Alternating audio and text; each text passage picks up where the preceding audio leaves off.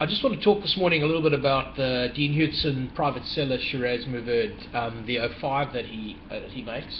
I guess a really good description for Dean is probably going to be idiosyncratic. When it comes to blending Shiraz, Mouvedre and Grenache, he's one of the best around right now in Australia. And I've followed his wines for a very long time. I think it's fair to say that this '05 Shiraz Mouvedre blend, I think it's 65% Shiraz, is a high point or a benchmark for what he's doing and how good it's really become in the last few years. It's not a cheap wine by any means.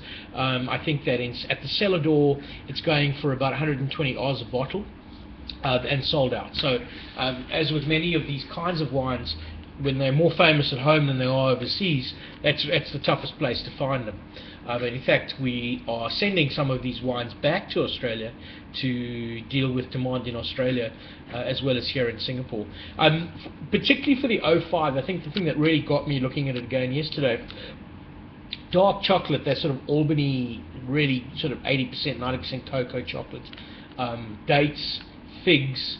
This wine is meshing and coming together in an exceptionally good way right now. I think that it's one of those relatively rare wines that manages to be blisteringly good now at the sort of 9-10 year level, but it's got at least 5 or 10 years to roll, because such is the nature of the way he's blended the wine and made the wines.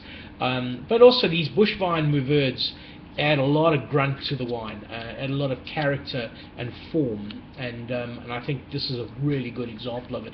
I think in this year they used more new French oak than they normally do, and it had an additional 17 months in that oak.